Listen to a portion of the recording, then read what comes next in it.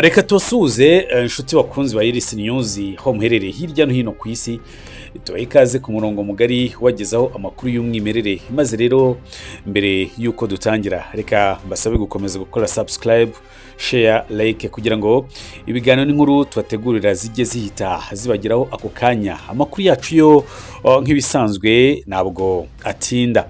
Muri ku murongo mugari rero wa irisi nyuzi, reka mbabwire ko ndi Manirahari Jacques. Mu mwanya reka nze mbaha ikaze ku makuru yacu ku buryo burambuye.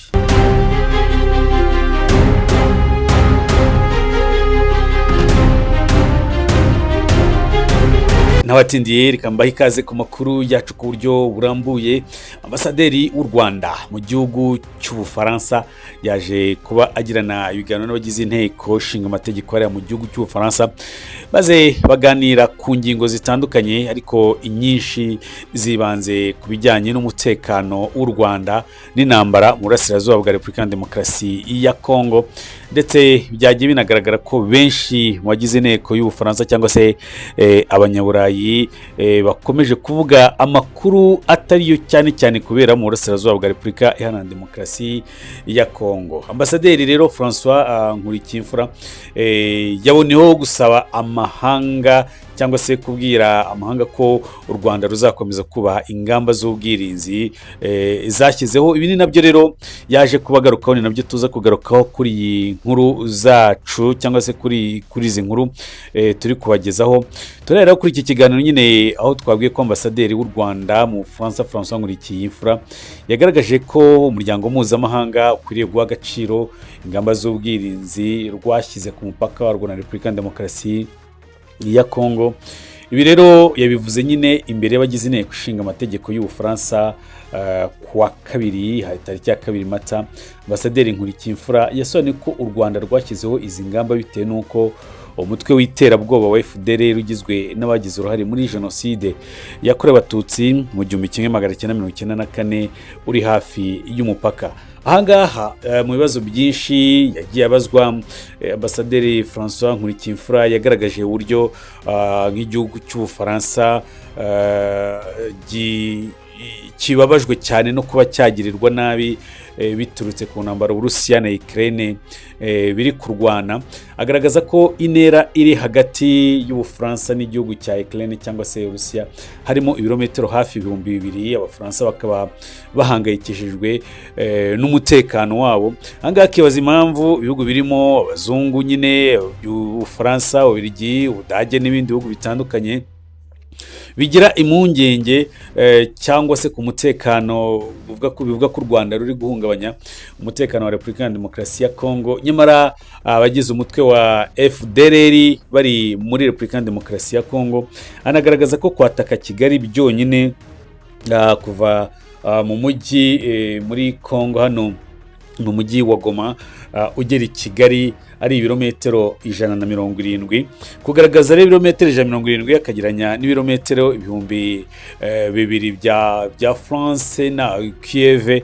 Ahangaha yagaragazaga uburyo ki Ubufaransa buramutse bukorewe nk'ibyo u Rwanda rukorerwa byonyine inshuro imwe butashobora kwihanganira inshuro ya kabiri. Yagize ati hashize imyaka 30 u Rwanda rufite ku mupaka warwo na Repubulika ya Demokarasi ya Kongo ikibazo gishobora kuruhungabanyiriza umutekano, kandi kiri mu birometero 170 uvuye mu murwa mukuru wacu. N'intera ingana n'iri hagati ya Paris n'umujyi wa Reims mu gihugu cy'Ubufaransa. Kubera icyo kibazo u Rwanda rwashyizeho ingamba z'ubwirinzi kugira ngo rurinde ubwigenge n'ubusugire bwarwo. Ambasaderi François Nkurikiyimfura yakomeje agaragaza ko yabibukije ko abagize uyu mutwe ari abahungiye mu burasirazuba bwa Repubulika ya Demokarasi ya Kongo nyuma yo gukora jenoside, barisunganya ngo bakaba bashaka nyine gusubira kongera gukora jenoside kugira ngo n'ubundi basoze umugambi w'ibyo bari baratangiye. Yagize ati yego ibaye imyaka irenga 30 izi nyeshyamba zigize uruhare muri jenoside ya nyuma y'ikinyejana cya 20 zisuganya zishaka intwaro kugira ngo zirangize akazi zatangiye, cyane cyane ko jenoside ubwo yakorwaga bicaga abantu bagakora akazi bari barimo. Mu yandi magambo zishaka kugaruka kugira ngo zirimbure abatutsi. ambasaderi yakomeje agaragaza ko leta zunze ubumwe za Amerika zashyize FDLR ku rutonde rw'imitwe y'iterabwoba, agaruka ku muryango w'abibumbye n'ubumwe bw'uburayi yifatira ibihano, ariko uyu mutwe y'iterabwoba ukomeje kwidegembya unashyigikiwe na Repubulika ya Demokarasi ya Kongo. Agenda agaragaza ibihamya. Ambasaderi yakomeje kandi asobanura ko abagize inteko y'Ubufaransa ko FDLR yifatanya n'ingabo za leta ya FARDC mu gihe impande zombi zihuje umugambi wo guhungabanya umutekano w'u Rwanda, kandi ko ingabo ziri mu butumwa bw'amahoro bwa Loni MONUSCO ibi ngibi rwose zitabyitayeho.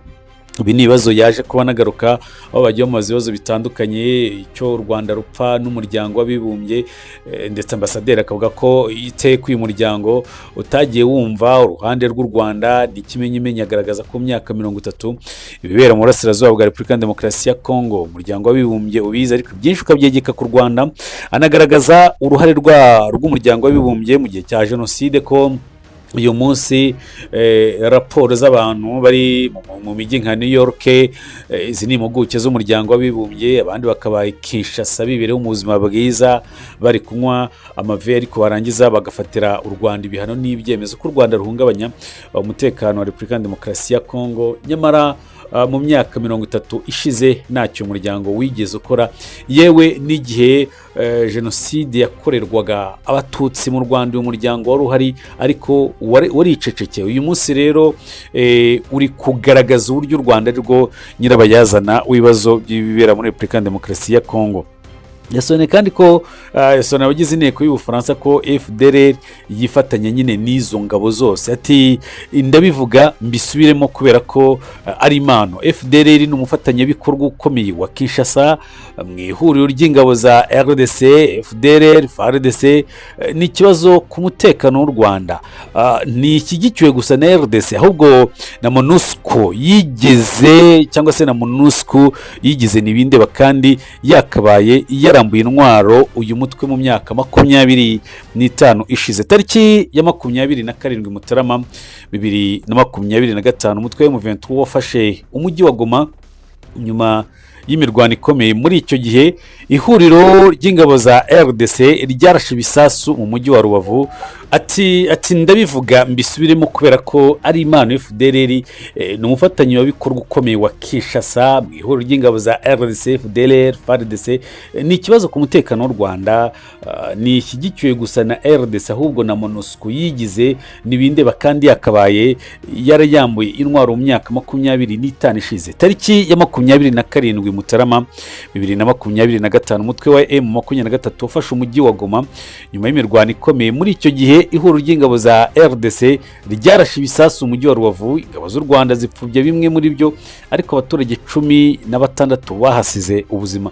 Ibyo byose ubuzima bw'abaturage b'u Rwanda ntawe ubwitayeho, ndetse anagaragaza ko iyo ibi bisasu biza kugambirira kwica abaturage b'umujyi wa Goma, y'u Rwanda rudashyiraho ubwirinzi, ibi bihugu n'ubundi bigaragara ko nta kintu biba biri kuvuga kuri iki kibazo. Ambasaderi rero Nkurikiyimfura ati nyuma y'urugamba rwa Goma byagaragaye ko igitero gikomeye ku Rwanda cyategurwaga n'igitero cyari kugabwa na FDLR, FARDC, imitwe ya Wazalendo, ingabo z'u Burundi, ingabo za DRC n'abacanshuro b'Abanyaburayi biganjemo abaturutse muri Romania, barimo n'ababaye mu mutwe w'ingabo z'Ubufaransa zikorera mu mahanga. Yavuze ko mu birometero biri munsi ya 5 werekeza ku mpaka w'u Rwanda habonetse intwaro nyinshi, amasasu, morutiye, misile zihanura indege na drone n'ibindi byari biteganijwe gukoreshwa mu kugaba ibitero bikomeye ku Rwanda. Ibi rero ambasaderi yaje gukomeza nyine kuba hatwa n'ibibazo bitandukanye, ariko nanone bigaragara ko n'abagize inteko y'Ubufaransa batabyumvaga kimwe. Ngira ngo muri iyi nteko harimo nk'umugabo umwe mu barokotse jenoside hano mu Rwanda witwa Hervé. Herve rero ni umunyarwanda kandi yavukiye ku butaka bw'u Rwanda, ababyeyi be bazira jenoside ku butaka bw'u Rwanda. Yari muri iyi nteko yaje kuba agaragaza ikibazo ndetse bisa nkaho biza kuba biteza ubushyamirane mu bagize inteko ishinga amategeko, bagaragaza ko aya ngaya iki cyicaro cyangwa se ibi biganiro bitagakwiye kuba biba amakimbirane. Ndetse umwe mu badepite hano mu gihugu cy'Ubufaransa yakomeje avuga ati ariko kuki u Rwanda buri munsi rutera Kongo cyangwa se rwitwaza jenoside, iyo jenoside. Hanyuma undi mudepite aza kuvuga ati ariko iyo ntabwo ariyo ngingo turiho uyu munsi, ntabwo twaje guterana amagambo. Jenoside uko yabaye cyangwa se jenoside yakorewe abatutsi tugomba kuyubaha uko iri, kandi ntabwo dukwiye gukerensa miliyoni y'abatutsi yapfuye. Uyu nguyu yaragaragaje cyane uruhare rwo kuvuga ko u Rwanda rugira uruhare mu kugaba ibitero kuri Repubulika ya Demokarasi ya Kongo, mu guhonyora uburenganzira bwa muntu muri Kongo, yitwaje ngo kuba ngo jenoside yarakorewe u Rwanda, ndetse akanavuga ngo ese ubundi uruhare rw'Ubufaransa muri iyo jenoside ni uruhe. Guverineri rero hari n'abandi bakongomani nyine nka guverineri w'intara ya Kivu y'Amajyepfo muri Repubulika ya Demokarasi ya Kongo, Jean-Jacques Pelusi. uyu nguyu ababizi nawe byanagarutsweho ko ni guverineri, aho bavuga ko u Rwanda rwafashe mu 23 gushyiraho ubutegetsi abaguverineri muri Kivu y'Amajyepfo, muri Kongo ndetse muri Goma ndetse na Bukavu. uyu muguverineri akaba atari mu buyobozi bwe. Ahangaha uyu muguverineri abajijwe yaje kuba asubiza ko mu by'ukuri ikibazo aho kigeze, leta ya Kongo yagakwiye kuba koko igana n'umutwe wa M23. yongeraho ko Perezida Paul Kagame na Tshisekedi bagakwiye kuba bahura bakaganira. ibyo benshi batangiye no kuvuga ko bishobora kuba bitamugwa neza muri iki gihugu. Dukomeje rero n'izi nkuru zacu, nyine ahangaha bavugaga ko ibyo uyu muguverineri yavuze atari ukuba aterwa amabuye, na cyane ko na Tshisekedi ubwe yari yarivuye ko atazigera ahura na Perezida wa Repubulika y'u Rwanda Paul Kagame, nyamara baje guhurira Katari, hariya idoha muri Katari. Ndetse abakongomani bamwe na bamwe biza kuba binababaza, baravuga ati wa mugabo burya koko ntabwo arinda ijambo rye, ibyo u Rwanda ruvuga bishobora kuba binafite ishingiro. Reka rero dukomeze nanone guverineri François Nkurikiyimfura ku bindi yaje kuba agaragariza amahanga cyangwa se abadepite bagize inteko ishinga amategeko y'Ubufaransa ko ibivugwa n'ibihugu byo ku mugabane w'Uburayi bimwe na bimwe baba batabifitiye ibimenyetso mu byo bashatse kuvuga ngo irrefutable. u Rwanda yaje kuba agaragaza amafoto agaragaza u Rwanda mu myaka 30 yose ishize y'ubushotoranyi bwa Repubulika ya Demokarasi ya Kongo ifatanije n'umutwe wa FDLR. Yerekanye ibimenyetso ndetse asaba ibihugu uti ese ubundi iyo muvuga RDF igisirikare cy'u Rwanda twaberetse wazalendo, tubereka FDLR, tubereka ingabo z'u Burundi, MONUSCO, SADC, Samidia, RC n'abandi, ni munyereke ni uri kimenyetso cy'umusirikare umwe w'u Rwanda nibe koko gihari, kugira ngo tumenye ko ibyo muvuga bifite n'ishingiro. Hanyuma banamubaza n'ikindi kibazo ku kijyanye no kuba Perezida Paul Kagame na Tshisekedi batumvikana. ahangaha aza kuba abwira ati ariko ninde wabwiye ko Kagame na Tshisekedi batumvikana? Perezida Paul Kagame akeneye amahoro ndetse ashaka amahoro. Ahangaha yabahaye urugero rw'umuhuro wa Perezida Paul Kagame na Tshisekedi ubwo bahuriraga i Doha bakanaganira. Cyakora nyuma y'amasaha makeya uyu mugabo Tshisekedi akaba yari yateguye kuganira n'ikinyamakuru cyitwa Le Figaro, ahita atangaza ibyo ahindura imvugo z'ibyari bimaze kuvugirwa Katari. Rero bituma nyine benshi bakomeza no kutumva ukuri kwe, bagaragaza uburyo agerageza kwivuguruza cyane. Ni nabyo Perezida Paul Kagame yigeze kuvuga ko Antoine Felix Tshisekedi atari umugabo ushobora kuguma ku ijambo rye, atari umugabo ushobora kwizerwa, na cyane ko ibyo muvuganye nyuma y'iminota mikeya mukivugana cyangwa se aribyo mwemeranijho ni umuntu uhita uhinduka. François Nkurikiyimfura rero yagaragaje ko u Rwanda iyo rutirwanaho nawe uba uruvugira umuryango w'abibumbye. yo agaragaza ko ari ikibazo n'ubundi wakomeje kugirana ibibazo n'u Rwanda. Anagaragaza nyine uruhare rwa jenoside ubwo uyu muryango w'abibumbye nta kintu wavugaga, ariko uyu munsi akaba aribo ba mbere. rero yagaragaje ibyo byose, yerekana amafoto y'abazalendo n'abandi bose twagiye tuvuga n'izi ngabo zose, ndetse bigeze ku bijyanye n'amabuye y'agaciro. Ahangaha yavuze ko u Rwanda ruri open, u Rwanda rufunguye, u Rwanda ntacyo guhisha rufite.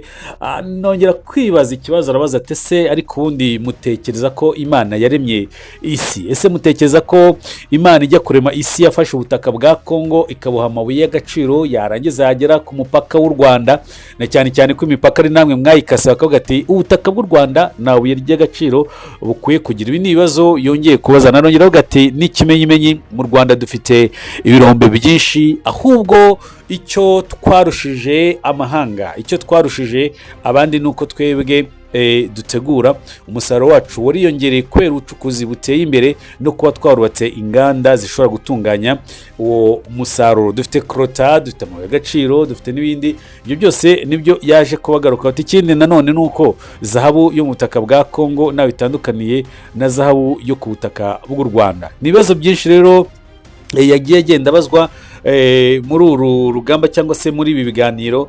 Ububiligi cyangwa se abafaransa baje kuba banongera kumubaza ku kibazo kindi cy'umwihariko ku rwango cyangwa se urwango u Rwanda n'ububiligi bafitanye, no kuba noneho byaramaze gucana umubano. Hanyuma ambasaderi France atanyuze ku ruhande yagize ati iki nicyo gihugu, avuga ububiligi, nicyo gihugu cyiza amateka y'u Rwanda kurusha mwebwe, kirirwa kidusabira ibihano hirya no hino, ari nacyo cyagize amateka mabi mu bibazo twanyuzemo. Agaruka ku nkunga, ati inkunga zabo sizo kudukanga, niba twari tuzashaka uko Abanyarwanda bakwiye kubaho aho byaba uko byaba bimeze kose. Iki ni igisubizo yakomeje kuba aha igihugu, abashinga amategeko cyangwa se abanyamategeko bo mu gihugu cy'Ubufaransa, ndetse undi mudepite wo mu Bufaransa aza kuba anagaruka ku kindi kibazo kirebana no kuba ngo bafite amakuru y'uko u Rwanda rwaba rwiteguye kuva muri francophone cyangwa se u Rwanda rudakunda ururimi rw'igifaransa. Ahangaha yabaye nk'umwenyura maze araseka aravuga ati ariko se ngira ngo banyakubahwa abadepite bashinga amategeko, ngira ngo namwe ubwanyu kuba mwicaye ahangaha ntimuzi amateka y'igihugu cyanyu. Ese mwamuzi ko umuntu uyoboye umuryango wa la francophonie y'ibihugu bihuza igifaransa ari uw'iwacu mu Rwanda, ari umunyarwanda, yitwa Louise Mushikiwabo, ndetse aza kuba anamusubiza ati u Rwanda rukoresha indimi enye zemewe n'amategeko cyangwa se zemewe n'itegeko nshinga. U Rwanda rwemera cyangwa se rukoresha ikinyarwanda nk'ururimi ruhuriweho n'Abanyarwanda. U Rwanda rukoresha igifaransa, u Rwanda rukoresha icyongereza ndetse n'igiswahili. Ndetse aza no kuba anamusubiza ati n'ikimenyimenyi kugira ngo mumenye ko twe dukunda ururimi rw'igifaransa, ururimi rwa Molière tunarwubaha cyane. Murebe bamwe muri delegation y'abantu turi kumwe hano, buri wese nimugire icyo mumubaza mu rurimi rw'igifaransa maze murebe ko arya iminwa. Aha rero abagize inteko ishinga amategeko baje kuba bagaragaza ko nyine ngo bashobora kuba baranakoze ngo amakosa yo kuba mbere na mbere y'uko batumira ambasaderi babanje kuba banamuteguza, banamubwira n'ibyo bateganya kuzamubazaho, kuko ingingo zose mu by'ukuri bamubazagaho wasangaga yiteguye kandi akazisubiza mu buryo bwagiye batungura. Agaragaza ko ikibazo cy'abanyekongo ubwabo ari bo bakwiye kugikemura, kuba kikemurira atari ikibazo gikwiye kuba kiza ku mutwe w'Abanyarwanda. Inshuti bakunzi ba Iris News, reka dukomeze tubashimire, turarikire gukomeza gukurikira ibiganiro byacu. Nimuve ku murongo wa YouTube wa Iris News, turahabaye kugira ngo tubagezeho amakuru kandi n'ikimenyimenyi nuko amakuru yacu adatinda. Reka mbashimire, nge wabateguriye inkuru nkayibagezaho, nari Imana Jacques. Bye bye and ciao ciao.